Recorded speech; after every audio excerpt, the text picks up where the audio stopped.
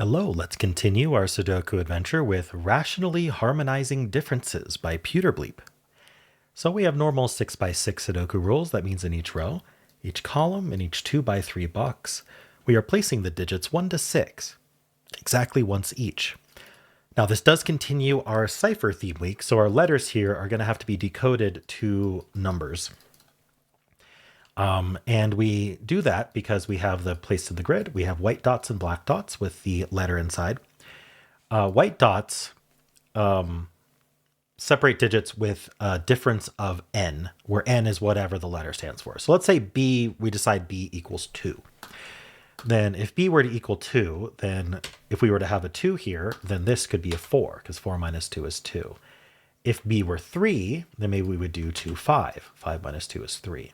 So whatever B is, these two would have a difference of that. Black dots have a 1 to n ratio. So if B were 2, again, then this could be a 2, 1, because 2 is double 1, or it could be a 2, 4, because 4 is double 2. If B was 3, maybe we do 2, 6, because 2 times 3 is 6. All right, finally we have our cipher. Same letters must encode the same number. So this A and this A are definitely the same number. But different letters may or may not encode different numbers. So B could be 2, A could be 2. They could all be 2, for example. They could all be 3. Or some subset of numbers, right? We could have D and E be the same, but A and B and C are all different. Anyway, that's it. Those are the rules. There's a link in the description if you'd like to try the puzzle yourself. And I'm going to get started right now. All right, well, clearly we're supposed to be thinking about this chain of A through E here in ratios. So we know that we're going to have 1 through 6 once each placed here with 5 different ratios. I'm thinking about the 5. I think the 5 is the most restricted because it's a prime number and it can't be doubled to 10, right? So it's only got one buddy. 5 can only go with 1. So if we were to try to put the 5 in the middle of this grid, we'd need a 1 on both sides of it. And that breaks Sudoku. And so that seems like a good place to start. So it's got to be on one of the ends. It's either here or it's here. Now, if the 5 were on the A side, this would be 1. That would be a ratio of 5. And so then the A would need to be a 1-6 pair. That's the only difference of 5 that exists. If 5 were on this side, then E would be the 1-6 pair. But E can't be a 1-6 pair because we just put a 1 there. So we know where the 5 and the 1 go then.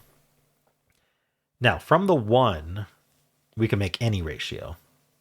So, but we do need a 1-6 pair here. So that's not 6. This isn't 1, 5, or 6. So it's 2, 3, or 4. Maybe we need to think about more ratios. What about 6? So 6 can go with, it's divisible by 2 and 3. So it could go with 3 for a ratio of 2, or it could go with 2 for a ratio of 3. Or it could go, it's not going to, well, I guess it could go with 1 right here. With 1 at a ratio of 6. Let me see here. So we have A, B, C, D, E. Okay, so the issue is that we can't do a difference of 6. Difference of 5 is the biggest. It's a 1-6 pair. So since we're not doing a difference of 6, we're not doing a ratio of 6. So 6 can't actually go next to 1. 6 goes next to 2 or 3. Let me use a small digit for that. 6 goes next to 2 or 3. 5, 4 could go next to 1, or it could go next to 2, but that's it. So 4 is next to 1 or 2. 3 could be doubled to 6 for a ratio of 2, or we could go down to 1 for a ratio of 3. That's it. So 3 needs to be next to a 1 or a 6. 4 is next to a 1 or a 2. So unless the 4 goes on this end, 4 is surrounded by 1, 2, meaning it would be here. This would be 4, and this would be 2. But it could go on the end. And then 2 could go with 1 or 4 or 6. Interesting. Is there anything that's, let's see. 3 goes next to 1 or 6. 4 goes next to 1 or 2.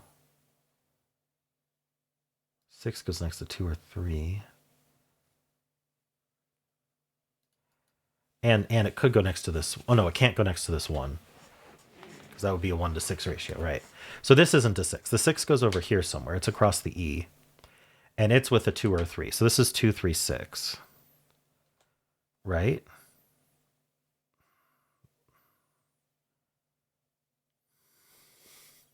Maybe not. I don't know. 2, 3, 6. Is that true? So well, if one of these is a 6, then the other one needs to be a 2 or a 3 to be next to the 6. This can't be 6 because a 1 to 6 doesn't work. So, I think that's right. And then, I mean, this is 2, 3, 4 as well. So the 4 is across this C. 4 is with 1 or 2. So, wait. Okay, if we're gonna, okay, the 4 can't go over here because the 6 needs to. That's key. And so that means the 4 is going to be next to 2 things, which means it needs to be next to the 1. So this is the 4 and this is the 2. And then this is a 3, 6, but the 3 can't be next to the 2. So this is 6 and this is 3. I think that's it. So this is a 1, 4, 5. This can't be 1 because the 1, 6 pair. This is 2, 3, 6. All right. So now let's look at our ratios. So B has a 1 to 4. So that means B has a difference of 4 without using the 1. So it has to be 2, 6. 1, 5 was the other option, but 1's gone.